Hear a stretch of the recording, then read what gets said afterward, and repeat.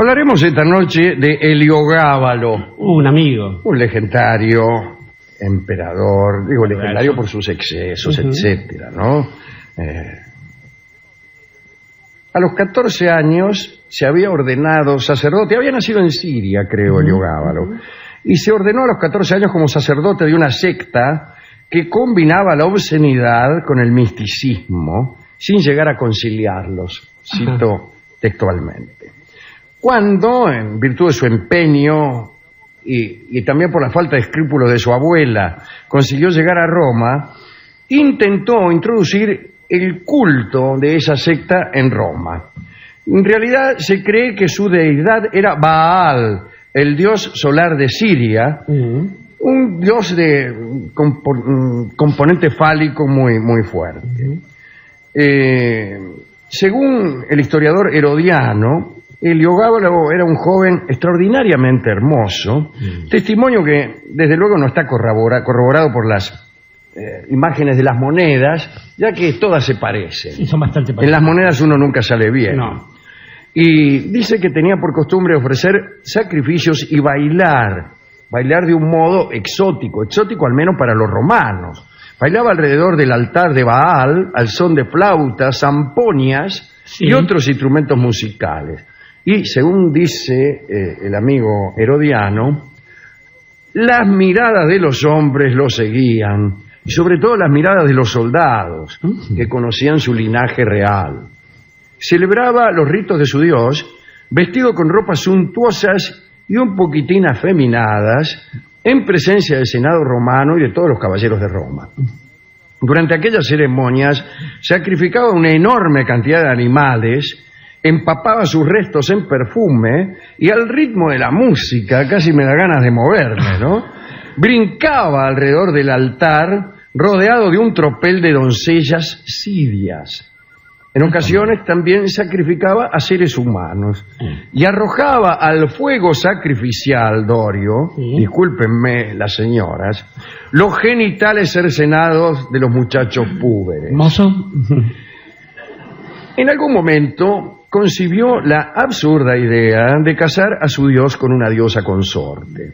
La diosa elegida fue Juno, la Hera de los griegos, ¿no? Juno para los romanos. El mismísimo Heliogábalo en persona ofició la ceremonia, desde luego con la pompa correspondiente.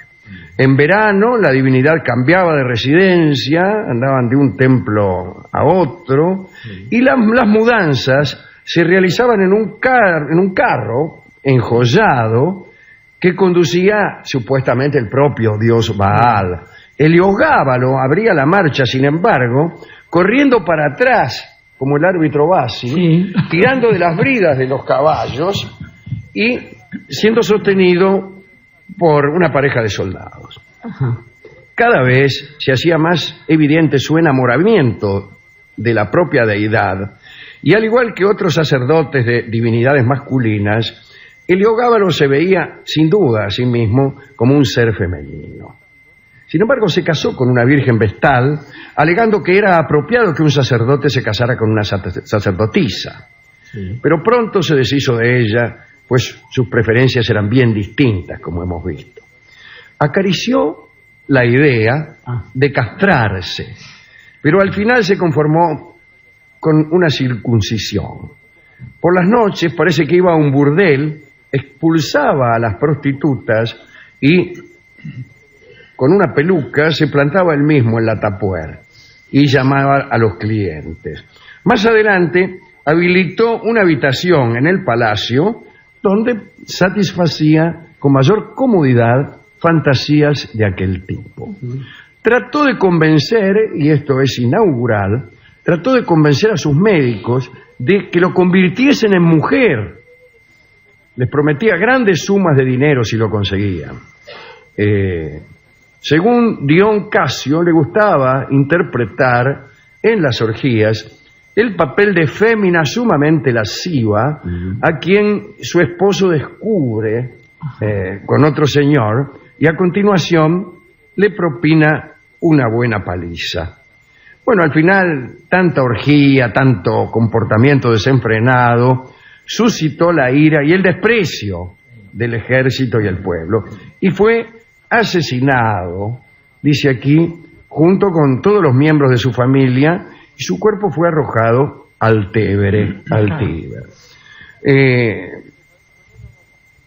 Según se cuenta, cuando entró en Roma, lo hizo en un carro tirado por mujeres desnudas.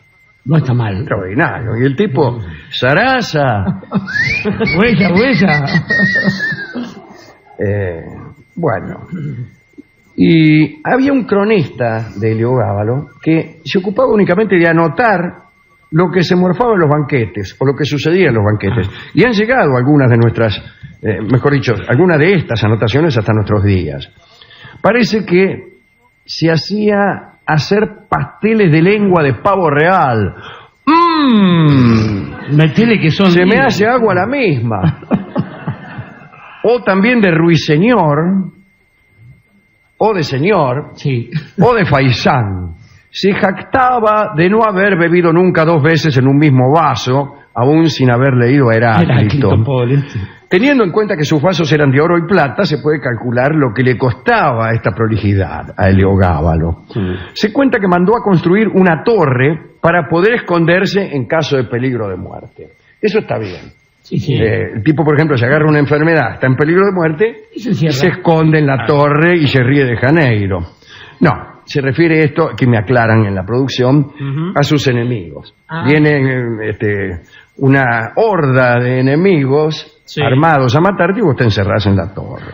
Es más fácil, mejor presa en una torre. No, hay una cosa que se llama sitio. Allí guardaba toda clase de comidas y también llevaba un anillo con una esmeralda hueca llena de veneno para no sufrir torturas en caso de que lo capturaran. Dice, bueno, esto era muy común entre los reyes y aún entre los espías de la antigüedad, y aún de nuestra época, ¿no? Parece que también tenía, por si le fallaba la esmeralda, un puñal de oro y una cuerda de oro. Un tipo así no se iba a matar con un cuchillo de cocina ni con la soga de colgar la ropa. Esto por si todo lo anterior fracasaba. Como se ve, era un hombre precavido. De nada le sirvieron tales previsiones, porque lo mismo que Mitrídates fue sorprendido cuando hacía sus intimidades más íntimas, luego de un banquete, allí donde, según decíamos, también fue asesinada su familia. Y lo asfixiaron con la esponja con que los romanos asistían a su higiene en aquellos menesteres. Mitrídates tenía miedo a morir envenenado, y entonces, desconfiando incluso de los probadores de comida, había adiestrado su propio cuerpo a soportar los venenos. Ingiriendo una iba ingiriendo unas porciones mínimas que aumentaba gradualmente hasta que se volvía inmune al veneno. Y después empezaba con otro veneno y con otro y con otro, a punto tal que parecía imposible envenenarlo. Bueno, un día estaba en el baño y lo asfixiaron con una almohada. ¿Cómo no se me ocurrió? Fueron sus últimas palabras. Bueno, lo mismo parece haberle pasado a Heliogábalo. Con respecto a... es muy duro esto que voy a contar, así que no lo voy a contar nada. Pero algún día hablaremos de algunas fiestas en honor de Adonis, donde algunos sacerdotes entraban en un estado de fervor y de locura, se castraban a sí mismos. A sí mismos, es cierto. Sí, se castraban a sí mismos. E incluso, un detalle siniestro y al mismo tiempo obsceno, algunas veces arrojaban lo perdido en las casas de algunas personas. Enemigos, no sé qué. Pero discúlpeme, porque ya veo, se están retirando algunas. Aprovechando los vomitorios del teatro, bueno, el del cumpleaños. Dice nuestro amigo Burgo Partridge, dice que los romanos no entendían muy bien el tema del placer. Él dice textualmente que eran muy crueles y solamente concebían la orgía o el comportamiento orgiástico si lo rodeaban de una enorme crueldad. Y un comportamiento bien distinto al comportamiento orgiástico griego, ¿no? Dice, toda la historia de las orgías romanas, o buena parte de ella, está asignada por un montón de sucesos sangrientos que estaban casi siempre pegados al comportamiento orgiástico, ¿no? Hay que ver también la forma en que influye sobre eso la presencia de ratos nefastos, en el sentido de algunas costumbres de la llegada de esta superstición que vino de Oriente, también conocida como cristianismo, ¿no? Donde el sufrimiento realmente aparece y tiene una facultad redentora que nos conduce también hacia excesos vistos varios siglos después, como las asquerosidades acometidas por Francisco de Asís y otros santos, en el sentido de, alcanzar alguna forma de redención. Yo creo que hay que ser más prudente en el sentido de calificar esos excesos de manera crítica. Fíjese que en Oriente... Que lo diga usted. El Oriente, que es el origen de todos nuestros placeres. No, bueno, pero convengamos que todo esto que le estoy contando es... naturalmente. Es oriental, incluso las cuestiones de Adonis y... No, pero digo que en Oriente hay hay como una especie de protocolo del goce, donde se empieza por una especie de ligero bienestar que conduce después al placer, al éxtasis, y en muchos manuales de estos eróticos y de disfrutes varios dicen, y ahora viene el estadio del dolor. Se supone que una vez llegado hasta... Puede ser. Yo nunca viajo tan lejos, parece que involucrar al Oriente en una sola forma de comportamiento... No, seguro, no, estoy hablando de la India. Para no hablar de los amigos budistas que hablaban de la aniquilación del deseo. Claro. No son buenos compañeros de orgía, desde luego. Pero bueno, como quiera que sea, ¿a quién podemos dedicar esta recordación de Helio Gábalo, como dice aquí? Yo creo que deberíamos recordar, querido Alejandro, algunas personas que son injustamente maltratadas. Calígula, por ejemplo, o Zapatillita, como lo podemos llamar entre nosotros, que supo hacer de estas cosas una verdadera práctica estatal, práctica del Estado. Y no ociosamente, Calígula también era hijo de un general y venía de las Fuerzas Armadas. Sí, pero era bueno el general. Pero era bueno. Germánico, ¿no? Claro, sí, exactamente, claro. Un general querido y respetado. Estaba pensando también en el amigo Tiresias, que a diferencia de Heliogábalo, y sin cortarse nada, con la mera operación de pisar unas serpientes, pudo ser mujer y hombre en una misma vida. Exactamente. 7 años de mina le tocaron, y así le fue con los dioses después. Se decía que era la única persona que había sido sucesivamente hombre y mujer, entonces lo consultaban. Lo consultaban los dioses, y cuando respondía... Claro, preguntaban a ver quién disfrutaba más. Cuando él respondía que las mujeres lo castigaban, y esto sigue hasta nuestros días. Él dijo que las mujeres, sí. Yo le creo. Sí, claro, ciertamente. Pero, no sé.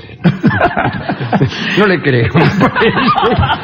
No le creo porque yo soy muy feminista. Y claro, y entonces... Y me parece que como hombres como los que uno ve, incluso ante el espejo,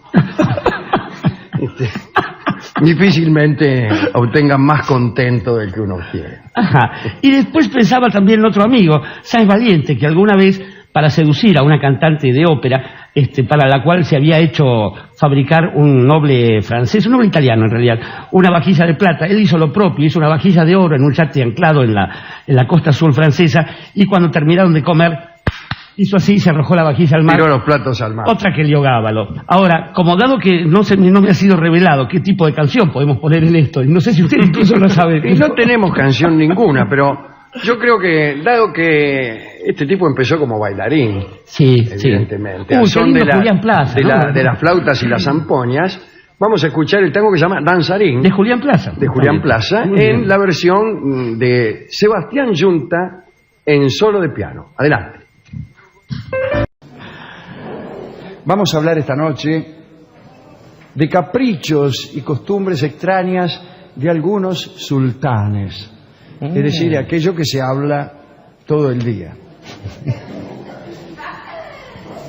Se ha dicho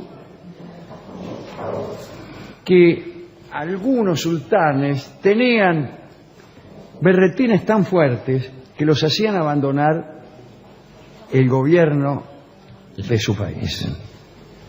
Vamos a examinar 3 casos de sultanes que tuvieron berretines tan fuertes que los alejaron del ejercicio del poder. El primero es Mehmet IV se convirtió en sultán del Imperio Otomano en el año 1648. Tenía 6 años. Mehmet fue el sultán más joven de la historia del Imperio Otomano. Cuando Mehmet tuvo la edad suficiente para gobernar, no lo hizo. Delegó en el visir Merzifonlu Kara Mustafa Pasha todas las responsabilidades del Estado. Le dijo: escúchame, Merzifonlu Kara Mustafa Pasha, encárgate de todos los asuntos del Estado, porque a mí el Estado me importa un belén. Y entonces dedicó todo su tiempo a la actividad que más lo estimulaba, la caza. Tal era su pasión por la caza, que fue conocido como Mehmet el Cazador. Solía ir de excursión de caza a Edime, y eran tan efectivas esas excursiones que llegó a agotar la fauna de la campiña de aquella localidad. El cronista Ricó escribió: nunca un príncipe fue un cazador tan infatigable, nunca estaba tranquilo, sino continuamente en los campos a caballo, en ocasiones galopando a medianoche. Para la corte, las cacerías no solo eran tediosas, sino problemáticas y caras, ya que allí donde el sultán iba, todos eran convocados para ayudarlo. En ocasiones, 30 o 40.000 niatos eran designados para recorrer los bosques durante 3 o 4 días. Entonces rodeaban a los animales y empujaban a todas las bestias salvajes al interior de un círculo. Cuando los animales estaban rodeados, ahí llegaba el piora del sultán Mehmet, quien tiraba 4 o 5 tiros y siempre bajaba como a 1000. Sucedió que tal pasatiempo era tan frecuente que representó una carga y una opresión para su pueblo. El sultán convocaba, como se ha dicho, a miles de hombres para el rastrillaje de animales, y a veces lo hacía en inviernos rigurosos y muchos murieron por el frío. Aquellas levas para la caza continuaron y el descontento popular creció. Descontento popular. Eso es una revolución. Sí. En el año 1683, el gran visir, ¿no es cierto?, Merzifonlu Kara Mustafa Pasha, como se ha dicho, convenció al sultán para iniciar una gran expedición contra Viena.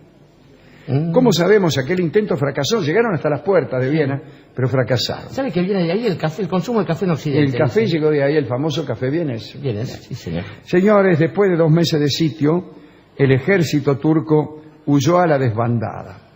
El ya mencionado Merzifonlu Kara Mustafa Pasha condujo el resto de su ejército a Belgrado y allí fue decapitado por el sultán.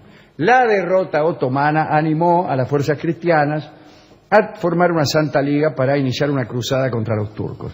Fue entonces como Austria, Polonia y Venecia se reunieron y con el apoyo del Papa Inocencio XI invadieron los dominios otomanos desde varios frentes, etcétera, etcétera. Mientras Mehmet IV cazaba. Pero entonces algunos funcionarios le advirtieron que si no dejaba de cazar, su trono estaría amenazado. Mehmet hizo caso del aviso, abandonó las cacerías durante 1 mes nada más. Pero la infelicidad era tan grande que enseguida retomó su actividad favorita. Entonces las tropas se rebelaron y decidieron encerrar a Mehmet IV en la famosa jaula, aquella jaula donde iban a parar los hermanos varones de los sultanes para que no fueran una amenaza para el trono. Entonces lo depusieron a Mehmet e hicieron sultán al príncipe Solimán, que al parecer era más diestro para resistir a los invasores. Mehmet pasó en la jaula los últimos 5 años de su vida y murió en 1687. Otro sultán con una costumbre demasiado fuerte fue Ahmet III. Tenía 30 años cuando ascendió al trono en 1703. Había pasado toda su vida encerrado en la jaula. ¿Por qué? Bueno, porque era un hermano de otro sultán y era un peligro. Fue un sultán calígrafo Varias de sus obras decoran las cámaras del Palacio Topkapi. Creo que sería mejor Topkapi. Sí, es probable. Pero Sí. no lo sé, mi conocimiento del turco es menos que mediocre.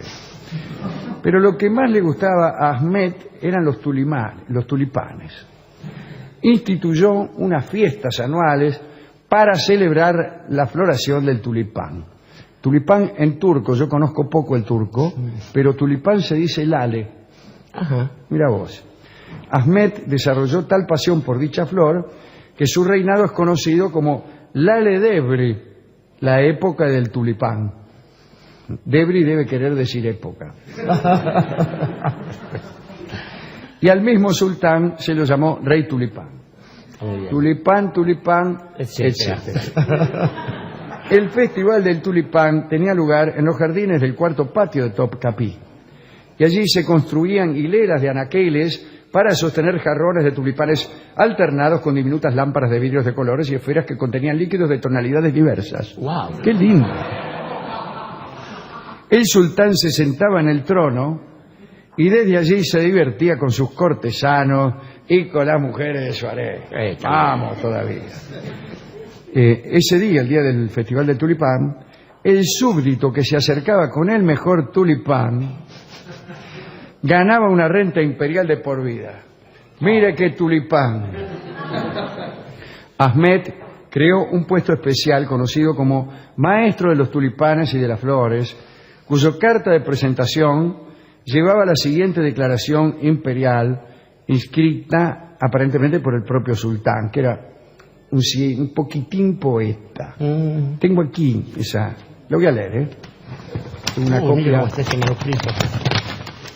Dice: ordenamos a todos los jardineros que reconozcan por su jefe al portador de este diploma, que sean todos ojos en su presencia como el narciso, todos oídos como la rosa, que no tengan 10 lenguas como el lirio, que sean modestos y que se mantengan como el capullo de rosa, sus labios cerrados, que no hablen antes de que se los toque como el jacinto azul, que esparzan su perfume antes de que los hombres se lo pidan, bueno, finalmente que se inclinen humildemente ante él como la violeta y que no se muestren recalcitrantes. Horrible. Espantoso. Es una de las peores prosas, que además ni siquiera es riguroso, porque algunos incisos los termina y otros no, y así. Bien. La atención del sultán en las flores y en los tulipanes lo distrajo de una disputa política que lo llevó a la ruina. Un albanés llamado Patrona Jalil. ¿Qué tal, Patrona? Ya lo veo. Un señor que llame Patrona es raro, ¿no? Aprovechó el descontento que muchos tenían por el lujo y la ineficacia de la corte y armó una insurrección. Los jefes fueron, además de Patrona, Muslú el frutero y Ali el cafetero. Este complot no puede ir adelante. Patrona. Ellos condujeron a unas 30 de sus seguidores, claro, una asonada de 30, al barrio del mercado de Beyazid e hicieron un llamamiento a la población para que los ayudase a aplicar la Shariat, la sagrada ley del Islam que había sido violada por el sultán con su estilo de vida hedonista. El 1 de octubre de 1730, Ahmed abdicó en favor de su sobrino Mahmud y fue, como en el caso anterior, a parar a la jaula hasta el fin de sus días. Allí se dedicó sola a una cosa: cultivar tulipanes en pequeñas macetas. Digamos, para terminar, apenas algo acerca del tercero de los sultanes, que es Selim II, el hijo y sucesor de Solimán el Magnífico, allá por el año 1566. A Selim se lo llamó el borracho. Sarhos, se dice en turco borracho. ¿Cómo sabos? Como sabe cualquiera. Claro, sabos. El cronista, un cronista, escribió: era de estatura pequeña y de pesar. Todos tienen la misma voz. Sí. Es la entonación del turco, del acento. Era de estatura pequeña y de pesada disposición. Su rostro, más hinchado que gordo, era el de un hombre ebrio. Ya. Selim confirmó en su puesto a Sokoliu Mehmet, Pashá como gran visir y verdadero gobernante. Todos tenían un verdadero gobernante. Sí. La actividad que los alucinaba les impedía percibir adecuadamente la realidad. Bien. El sultán creía que estaba destinado a disfrutar de los placeres del harem y del vino sin sufrir las molestias de los asuntos de Estado. Las muchachas de su harem, que no le gustaban, las mandaba al llamado Palacio de las Lágrimas, el Esquisaray, que ya hemos nombrado aquí muchas veces. Bien, aquel palacio donde iban las mujeres que ya que habían perdido el favor de los sultanes. Claro. Selim bebía literalmente todo el tiempo. Sin caricaturizar, se ha dicho de él que por largos periodos estaba con una jarra en la mano, siempre.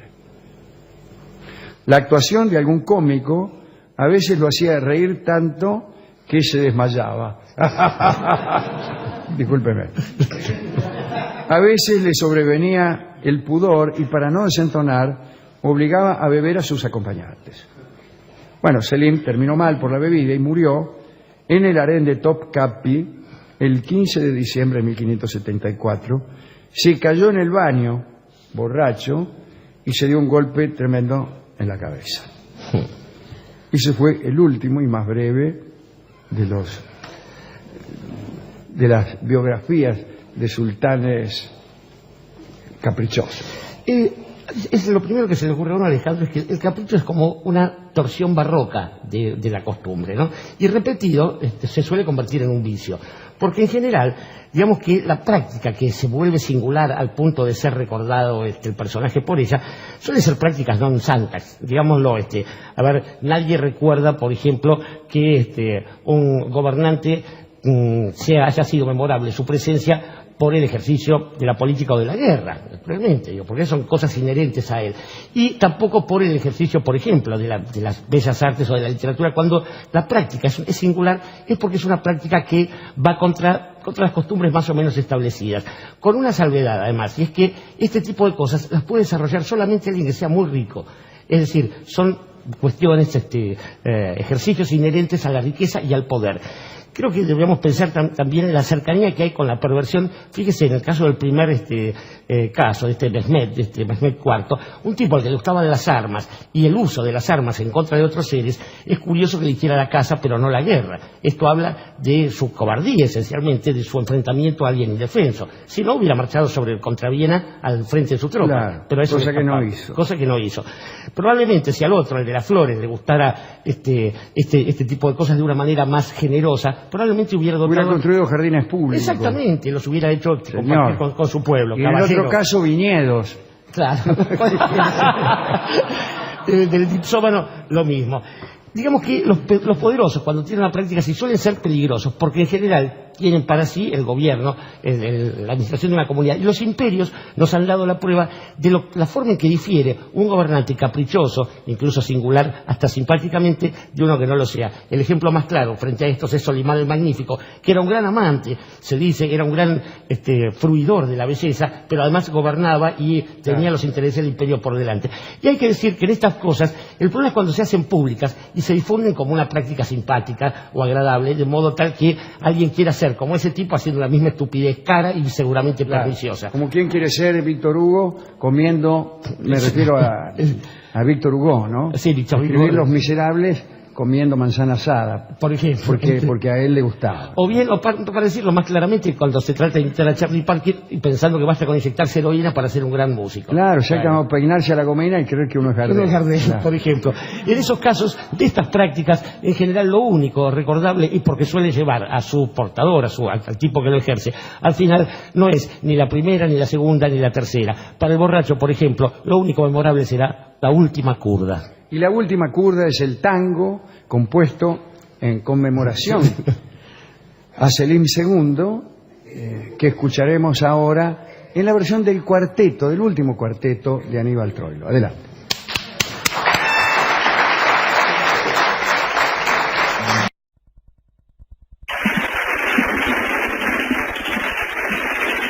Bueno, estamos aquí en el Gran Café Tortoni con no tanta gente como solía haber. Pero es que es una noche, Alejandro, que...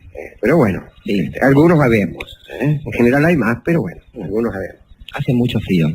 Hace frío en el sur de Polonia. Eso.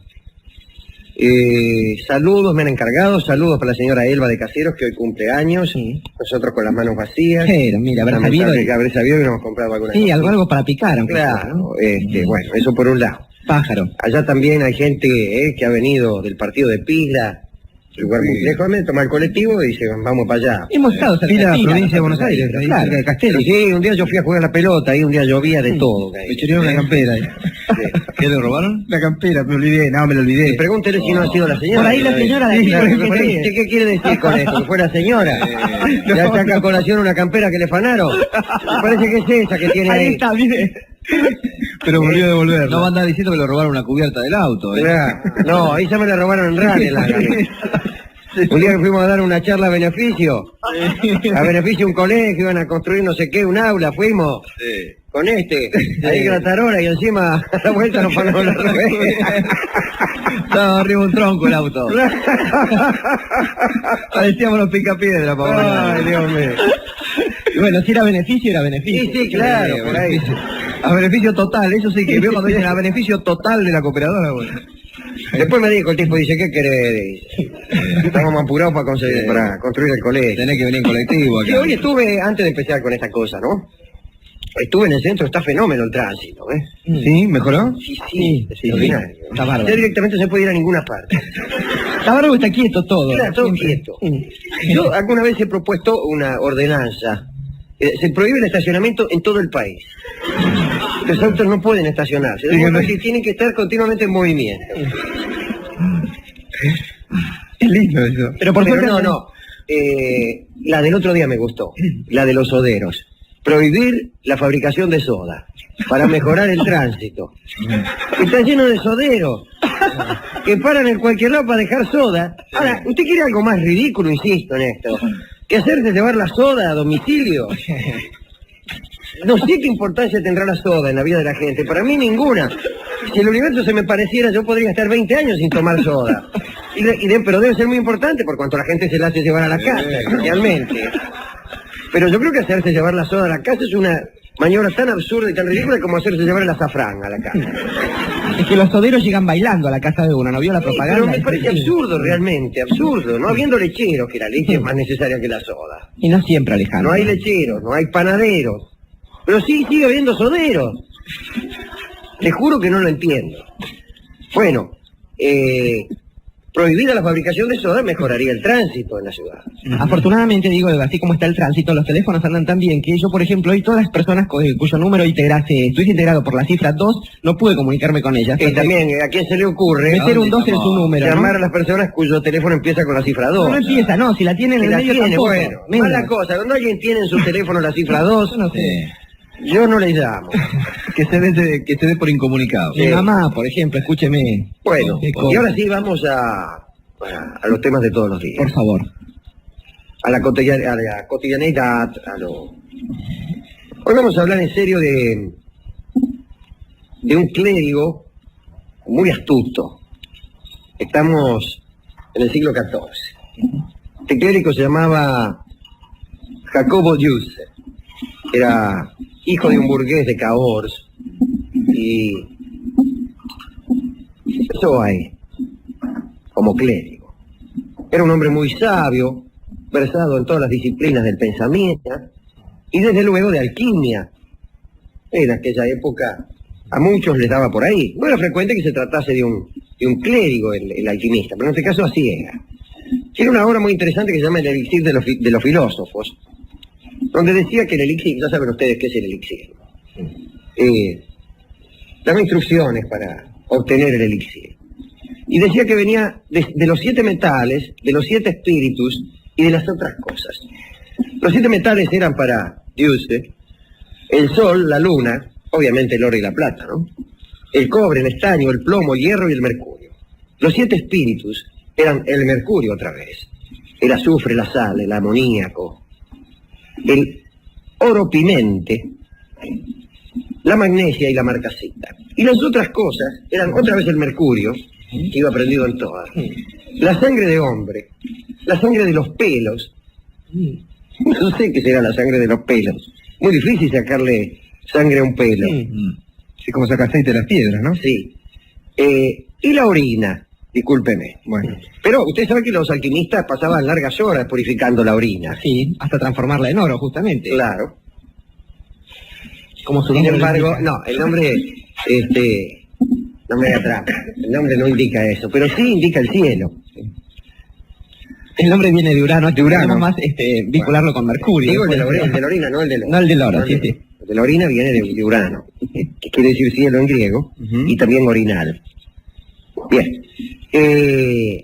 Era astrólogo este tipo, don Jacobo, y un día se fue a Nápoles. Ya tenía sus 44 años, parecía que había llegado al techo de su carrera, un clérigo ilustrado, hijo de un burgués, mucho no podía aspirar. Pero se va a Nápoles y allí sigue estudiando, le agarra como una especie de obsesión por el saber. Dormía 3 horas por día, estudiaba todo el tiempo. Se hace doctor en Derecho Canónico y en Derecho Civil. Su nombre se hace conocido en Nápoles. Y toda la corte empieza a consultarlo, este clérigo. Reinaba en ese entonces el rey Carlos II, el Rengo, por no decirlo de otro modo. La familia reinante en Nápoles, vamos a ponernos un poco en la historia. Casa reinante en...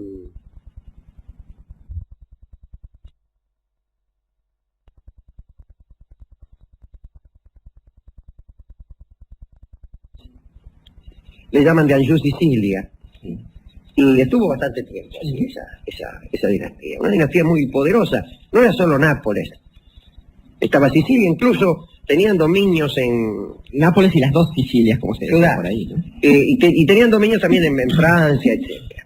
Muy bien, se hace amigo del rey, lo nombran obispo de Frejus y lo nombran canciller del rey.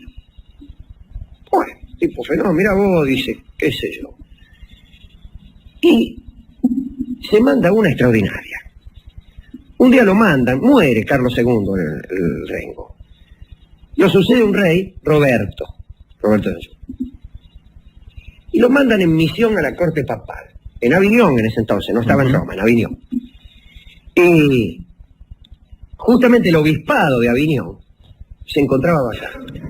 Y el tipo, que era canciller del reino, y además por ser canciller era el guardasello, que tenía los sellos, todas esas, los escritos, etcétera, redondamente falsifica una carta, como si lo hubiera escrito el rey Roberto, dirigida al Papa, que era Clemente, aquel a quien después maldijo Jacobo Jacques de Molay. Jacques de Molay. Le dice, él mismo escribe, ¿qué tal? Soy el rey Roberto Me recomiendo de para... Nápoles y le recomiendo a mi amigo Jacobo Diuse para el episcopado de Aviñón.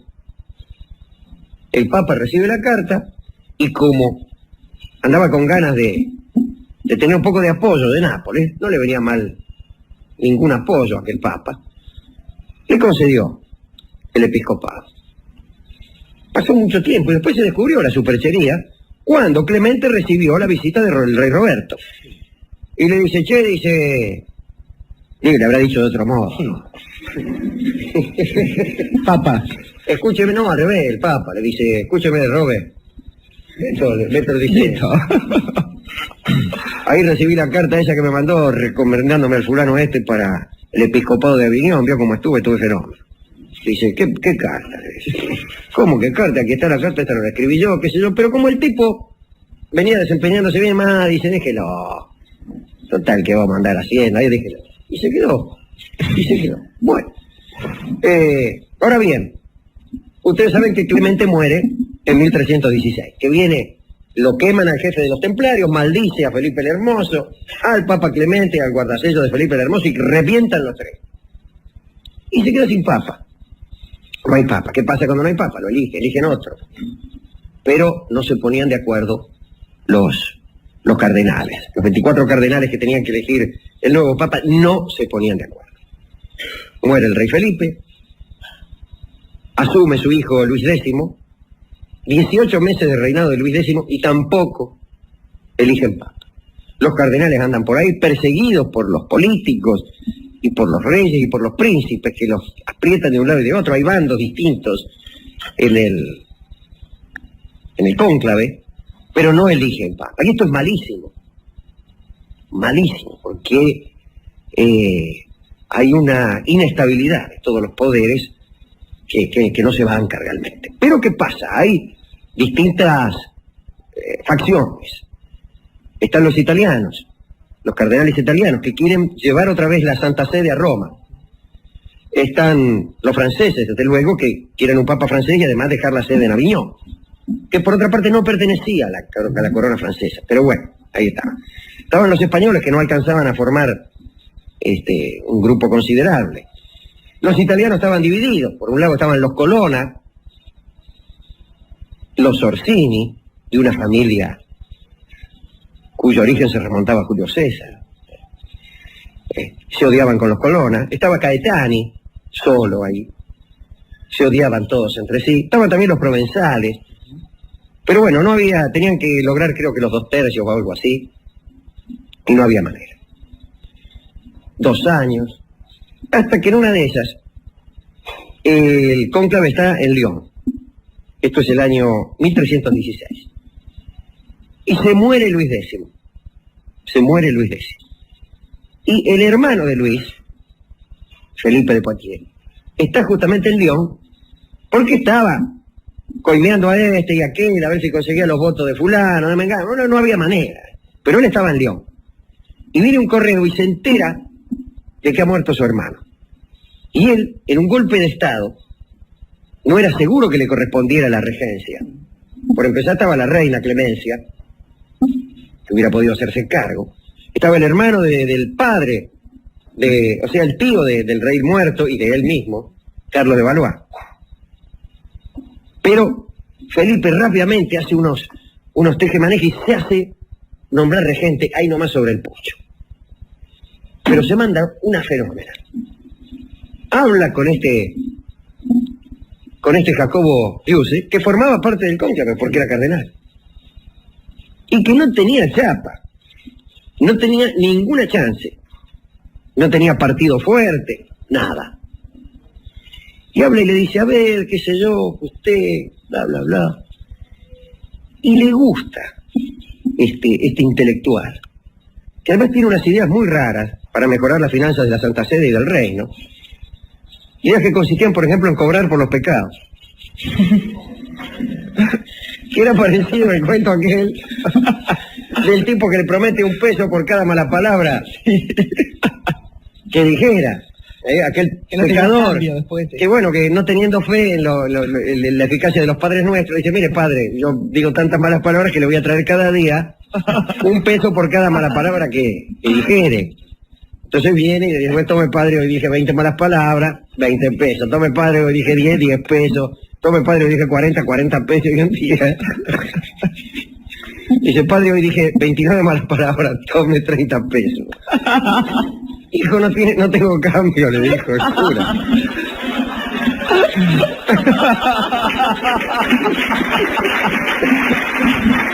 Estamos manos. Claro. Y este le dijo, vea, padre, guárdeselo. Y quedamos a mano. Bueno, esa idea tenía precisamente don Jacobo, que quería cobrarle a los pecadores. Habla con Felipe, parece que se entienden. Y Felipe concibe una idea espectacular. Se entera que se ha muerto su hermano, comunica la noticia a todos los cardenales que estaban ahí, que además no se querían reunir ni siquiera. Y le dice, muchachos, vamos a hacer un funeral. Funeral en memoria del rey Luis, que se acabó, que yo veo como no, van todos al funeral. Iglesia de León, se meten todos adentro, funeral. Contrata como 100 cantores, Felipe. Empiezan a cantar, con órgano. Soy yo, bla, no terminaba nunca de cantar los tipos. Y cantaban muy fuerte. Cuando termina la milonga, resulta que Felipe ya se había ido, van a salir y estaban todas las puertas tapiadas. Habían edificado paredes donde estaban las puertas La iglesia estaba toda rodeada por arqueros de Felipe. Había una sola puertita. Y entra un conde. El conde de Foré. Y dice, bueno, muchachos, las puertas están cerradas, están tapiadas, y de acá no se va nadie hasta que no elijan papa. Pan y agua todos los días. 2 sirvientes por cada cardenal. Los demás pueden irse, hay una puertita vigilada por ser que se van. Y se quedan los tipos adentro. ¿Qué hacemos? ¿Qué hacemos? Bueno, primero gran indignación. Vamos a excomulgarlos. Y bueno, los excomulgamos y ¿qué hacemos? Vamos a quedar acá adentro. Nos vamos a morir de hambre. Además el tipo le dijo que cada vez iba a poner peor el asunto. Pasan 1 o 2 semanas más o menos, se la aguantan y después ya no aguantaban más. Cada tanto viene el conde de Foré a arengarlo y a decirle, muchachos, mejor que se pongan de acuerdo porque de acá no se van si no eligen papa. Nada, no se ponían de acuerdo. Y entonces, Jacobo de Usse empieza a sentirse mal. Era ya un hombre grande, 72 años. Ya desde que entraron ahí contestaba con murmullos, caminaba arrastrando los pies, no iba a las reuniones y pedía a sus sirvientes que lo excusaran, diciendo que él no tenía fuerza para entrar. Y entonces los otros que no eran sonsos empiezan a pensar que después de todo les conviene elegir al que peor salud demostrara, qué sé yo. Un papa que durase poco, digamos. Para que se muriera enseguida. Y ya parece que está en las guías de último. Yo vamos a elegirlo a este, y lo eligen. Y lo eligen. No terminan de elegirlo. Parecía usted recibiendo el martillo. El tipo parecía... Subió corriendo. Absolutamente así.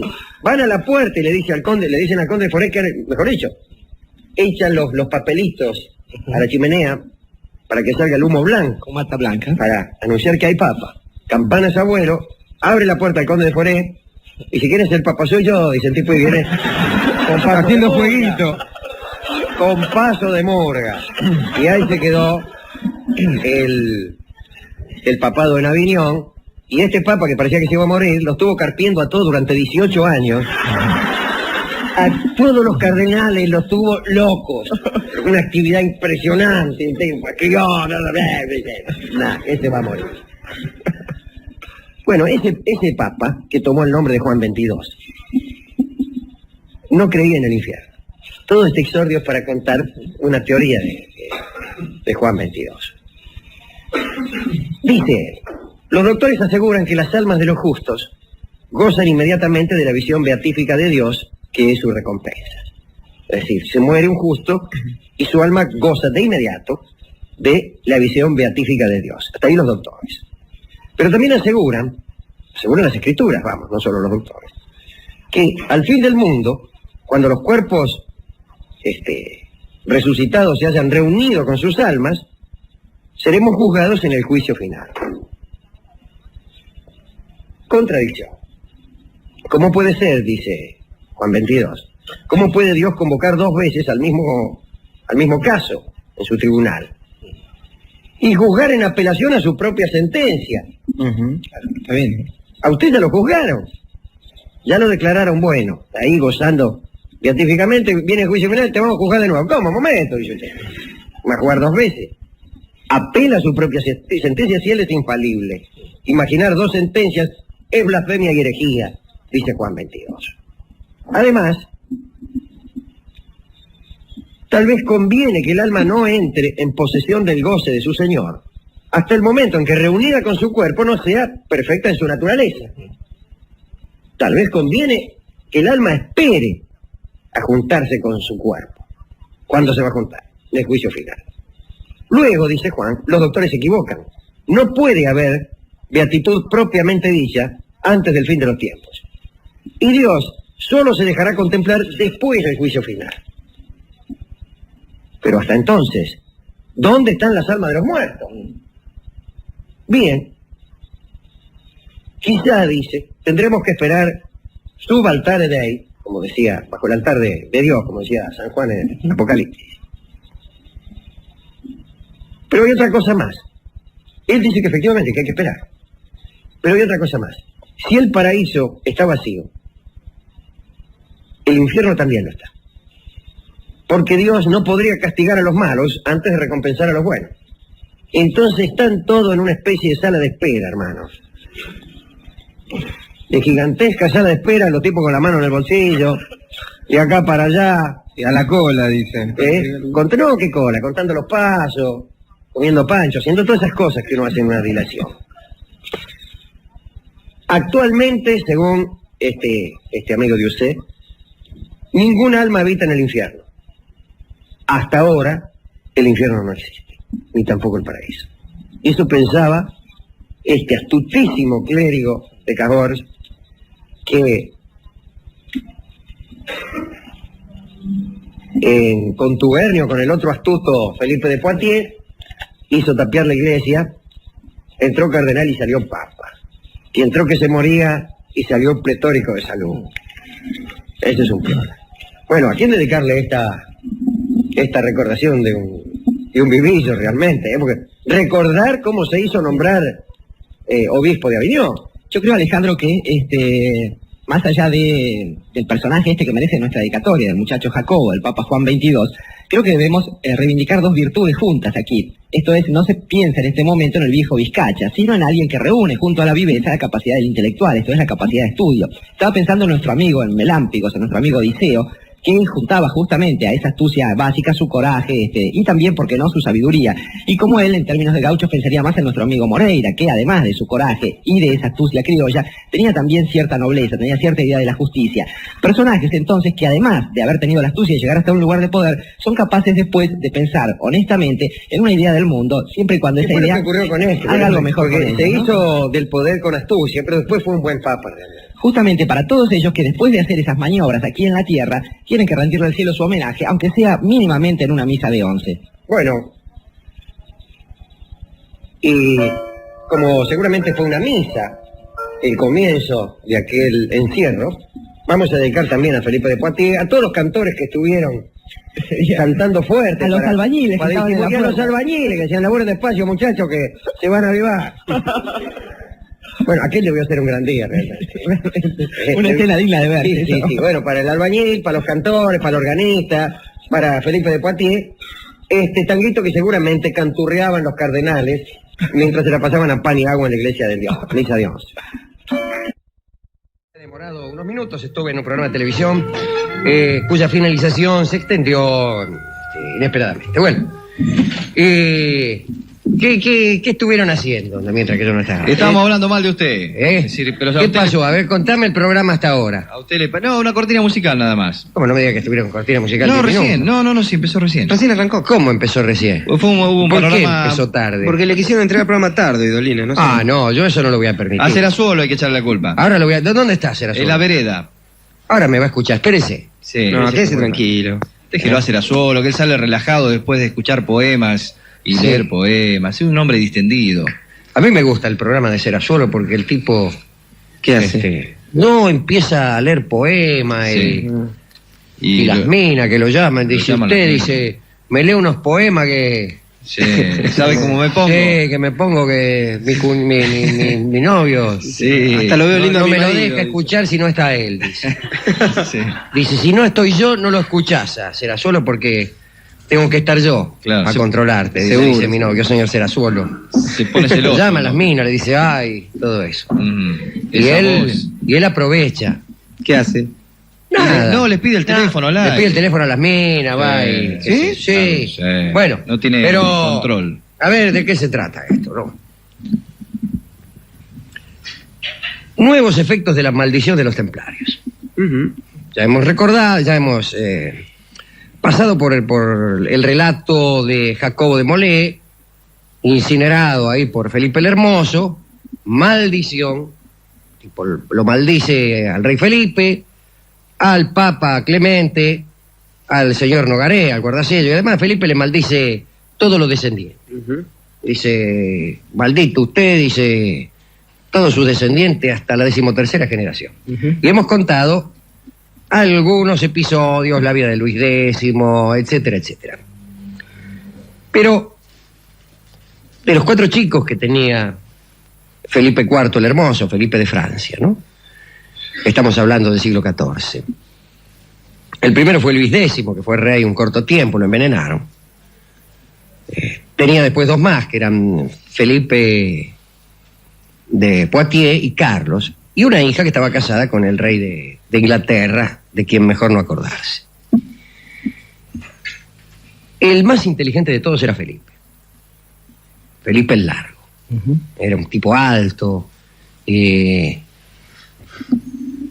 distinto al hermano Luis, que era una especie de papanatas, llamado el Turbulento porque no sabía controlarse, etcétera, etcétera. Realmente pudo haberse contado entre los grandes reyes.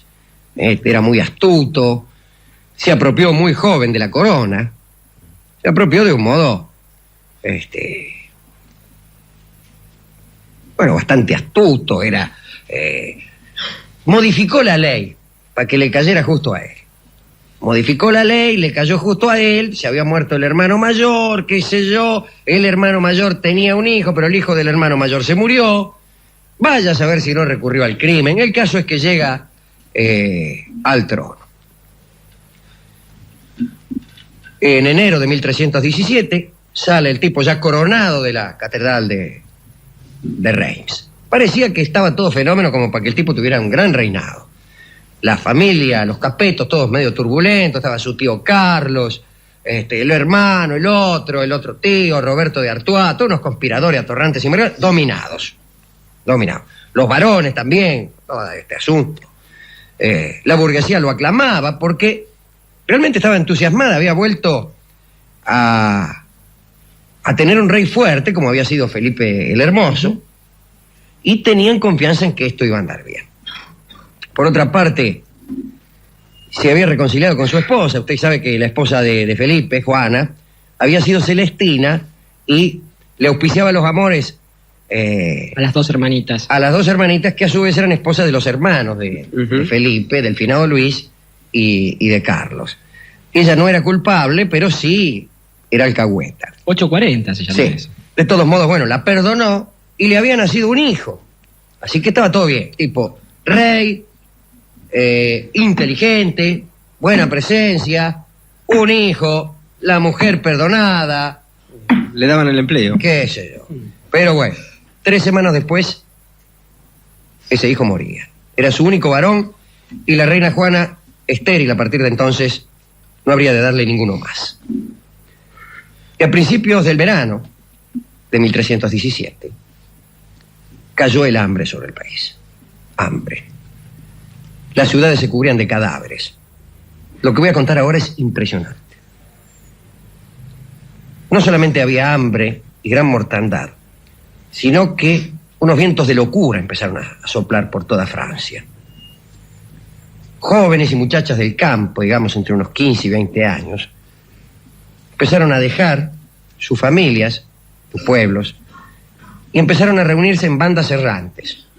Y andaban por ahí, descalzos, sin dinero, sin alimento, con una cierta idea de cruzada que les servía de pretexto a este éxodo. Y en realidad esta locura, en cierto modo, había nacido de los restos de los templarios, cuyo último gran maestre había proferido la maldición de la que venimos hablando. Los templarios, aquella organización caballeresca y religiosa, poderosa económicamente, que fue disuelta por Felipe el Hermoso. Muchos de los templarios habían sido encarcelados, otros fueron muertos, muchos torturados, y algunos andaban escapados por ahí disfrazados. Y ahí, en esas bandas, había muchos templarios, a quienes las cárceles y las torturas habían convertido poco menos que en locos. Y tenían deseo de venganza, nostalgia de su antiguo poderío, y algunos, según se decía, tenían también la posesión de algunas fórmulas mágicas obtenidas en Oriente. Eran muy fanáticos y muy temibles, porque era un cuerpo de mucho valor, donde había que tener mucha fortaleza para servir, y un tipo así, enloquecido por la tortura, por el deseo de venganza, suelto por ahí, verdaderamente era de temer. Por otra parte, Alejandro, como hemos contado en otras ocasiones, aquí desde el año 76, cuando fue lo de Espartaco, en adelante, hubo muchos episodios de milenaristas, como se los llamó más adelante, Sí. que en pro de algún mensaje destinado a combatir el poder oficial, se reunían en bandas que a veces hacían temblar justamente a los poderosos. Así es. Bueno, algunos decían también que los templarios obedecían a órdenes misteriosamente transmitidas de una especie de gran maestre secreto que habría reemplazado a Jacobo de Molé quemado en la hoguera. Bueno, esto se sigue diciendo hasta hoy, que hay un gran maestre secreto. Bueno, estos hombres fueron los que en un invierno se convirtieron de pronto en predicadores, arrastraban tras de sí a la juventud de Francia, decían que iban a Tierra Santa, pero el verdadero deseo era causar la perdición del reino de Francia y la ruina del papado también. El papado estaba en aquel entonces en Aviñón. Aviñón. Y el papa era Juan XXII, hechura de los Capeto. Pero bueno, ni el papa ni el rey podían hacer mucho que digamos ante estas bandas. No solo había jóvenes ni muchachas, sino también sacerdotes excomulgados, monjes apóstatas, bandidos, ladrones, mendigos, prostitutas, quinielero, un poco de todo. Estaba lindo. Llevaban una cruz a la cabeza, digamos, como pretexto religioso. Y no eran poquitos. Solía suceder que 100.000, repito, 100.000 de estos caminantes entraran en una ciudad para pedir limosna y enseguida la saquearan. Aparecían los robos, el crimen como consecuencia o como medio para conseguir el robo, primero, y después como vicio. Después ya como vicio. El crimen por el crimen mismo, ya no para... ¿Qué sucede? No sé qué le pasaba a Rolo. Pequeñas investigaciones. Sí. Bueno, mucho crimen. Y estos tipos que le llamaban los pastorcillos anduvieron por ahí durante un año. La misma ciudad de París enloquecida los vio invadir sus calles, ejército de ladrones enorme, y el propio rey Felipe le tuvo que dirigir la palabra para tratar de apaciguarlos desde una ventana del palacio. Y ellos le exigieron al rey que se pusiera al frente de ellos. Venga, dice, a chorear con nosotros. Tomaron por asalto el Châtelet, apalearon al preboste, saquearon la abadía de Saint-Germain-des-Prés, llegó después al sur, empezaron a atacar ciudades, Toulouse, Limoges, etc. Y el Papa, Juan XXII, al ver que se acercaban los tipos a Aviñón, amenazó con la excomunión. Dice, mirá que los voy a excomulgar. Mucha bolilla no le dieron. Pero empezaron a necesitar víctimas estas bandas. Y las encontraron en los judíos. Empezaron a liquidar judíos. Y entonces las poblaciones urbanas empezaron a aplaudir aquellas matanzas de judíos. Y fraternizaron con los ladrones. Entonces el Papa ordenó a sus obispos y el rey a sus senescales, bueno, que protegieran a los judíos. El comercio, no sé si por bondad, sino más bien porque tal vez el comercio de los judíos les era necesario. El conde de Foix libró una batalla campal contra estas bandas, contra los pastorcillos, llamémosle así. Murieron a millares, apaleados, traspasados, ahogados, hundidos en la arena. Esto era en una región que se llama, creo que, de las Aguas Muertas, en Francia, donde hay unas ciénagas. Y ahí, donde les se hundían los tipos en el barro, mataron millares. El clero y los oficiales reales se unieron para perseguir a los escapados, a los que quedaban. Les cerraron las puertas de las ciudades, les negaron víveres y alojamiento, los colgaron en las ramas de los árboles a los que capturaban. Y bueno, las bandas siguieron vagabundeando durante casi 2 años más, llegaron hasta Italia y ahí se desperdigaron. Pero Francia estaba enferma. Y apenas terminada la fiebre de estos pastorcillos, de estos ladrones, de estas bandas de jóvenes, de templarios y de locos, apareció la fiebre de los leprosos. En el verano de 1321,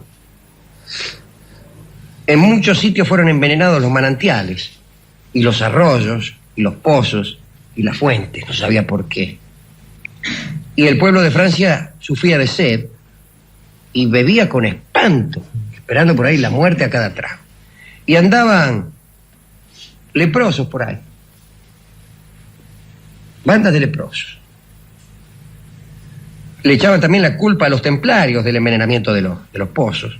Decían que hacían un extraño veneno compuesto por sangre humana, orina, hierbas mágicas, cabeza de culebra, patas de sapos machacados, hostias traspasadas, vello de mujeres impúdicas, que parece que aseguraban el envenenamiento de cualquier agua. Este asunto del envenenamiento empezó muy cerca del alojamiento del rey Felipe V y pronto se extendió a todo el país. Y el pueblo se arrojó sobre las leproserías, creyendo que eran los culpables, para exterminar a los enfermos que se habían convertido de pronto en enemigos públicos. Y una vez que terminaron con los leprosos, el odio volvió otra vez contra los judíos, que fueron acusados de complicidad en una especie de conjuro inspirado por los reyes moros de Granada y de Túnez. Y empezaron a quemar judíos en las hogueras, posiblemente en el islote que lleva ese nombre, donde curiosamente también había sido quemado Jacobo de Molé, el de la maldición. Y una de las víctimas de esta agua envenenada fue el rey. El rey se murió de fiebre, de un mal de entrañas. Murió por haber bebido el agua de su reino. Tardó 5 meses en extinguirse, en medio de espantosos sufrimientos, consumido, esquelético. Todas las mañanas parece que hacía abrir las puertas de su habitación en Longchamp. Y acá en Longchamp. Sí, acá nomás. Ferrocarril Sur. Y dejaba acercarse hasta su lecho a todos los transeúntes para decirles, y leo, palabras de Felipe V. Nuestro soberano señor, el hombre más pobre de todo su reino, ya que no hay ninguno entre vosotros con el que no quisiera cambiar mi suerte. Mirad, hijos míos, a vuestro príncipe temporal y pensad exclusivamente en Dios, viendo cómo se complace en jugar con sus criaturas. Parece que a los Felipe se les daba por esto. También Felipe II Sí, tuvo que presenciar ese tipo de cosas. Hizo presenciar ese tipo de cosas, ¿no? sí. El español. Sí, claro que casi ensayaba su propio... Y murió muy mal también, pobre Felipe. En 1322 murió y nadie, excepto su esposa, lo lloró. Y sin embargo, había sido un buen rey. Preocupado por el bien público, resistió la tentación de la guerra, prefirió la negociación a las empresas guerreras. Un hombre solitario, quizá demasiado avanzado para su tiempo, aunque yo desconfío de esto, después de haber leído a Jaureche. Sí. Bueno, pero pasó en medio de la incomprensión general. Y no dejó más que hijas. Y fue víctima de la ley que él mismo impuso, la ley de los varones, que le había servido para hacerse con el trono. Y excluyó esta ley del trono a las hijas de él. Y el trono pasó al hermano menor, a Carlos de la Marche, muy mediocre de inteligencia, lindo tipo, también hermoso como el padre. Pero, y ahí comienzan las intrigas del imperio, de Yapa. Empiezan las intrigas y los líos con Inglaterra. Inglaterra en manos de un rey corrupto, falaz, que en vez de tener favoritas tenía favoritos, porque como hemos dicho, le gustaban los albañiles. Y estaba casado justamente con la hermana del pobre Felipe, Isabel. Allí vivía como una mujer humillada. Vino Carlos IV y vinieron tiempos todavía más negros para la historia de Francia. Pero quise acercar un poco más todavía a la cámara sobre esta maldición del templario de Jacobo de Molé. Porque ni aún en este reinado que prometía ser largo, el de Felipe, murió cuando no tenía todavía 30 años, de un hombre que era inteligente y sin embargo sucedieron cosas casi ajenas al buen o mal gobierno de Felipe. Sucedió eso, que las cosechas, que el agua envenenada, que el hambre, que los pastorcillos primero y los leprosos después, y la locura. No conviene malquistarse con un templario, y mucho menos prenderle fuego. En realidad no conviene prenderle fuego a nadie. ¿A quién dedicar este nuevo acercamiento de cámara hacia la maldición de los templarios? Bueno, pero iban al pobre Felipe, que parece que no era tan mal tipo. Después, Alejandro, creo que podríamos pensar, si bien es cierto que poco simpáticos nos resultan movimientos que muy parecidos a los de Tandil en 1872, que desembocan en la matanza de inocentes. Sí, el Tatadió, ¿no? Por ejemplo, pero sí hay un germen en eso que creo que nos puede resultar simpático y merecerse sí nuestra dedicatoria. Pienso en esos movimientos que surgen entre la gente sin nombre, sin rango y sin fortuna, que un buen día deciden tomar el destino, su propio destino y el de su pueblo, el de su país, en las manos. Y entonces, tal como sucedió en 1810, en 1890, avanzan sobre las decisiones de los poderosos, avanzan contra viento y marea y quizás en algún momento llegan a una ciudad, tienen que ponerse a descansar con las patas en la fuente y empiezan a disipar las nieblas de injusticia de algún riachuelo que tenemos por aquí con bastante frecuencia crecido. Está bien, ese mismo riachuelo, la ingestión de cuyas aguas, podría conducirnos al mismo destino de Felipe V. Pero también para esas muchedumbres que a veces toman el camino de la locura, pero que otras veces enarbolan las banderas precisas y son las que conducen a las naciones por destinos mucho mejores de los que suelen darle los reyes. Para esos, estas peligrosas nieblas del riachuelo.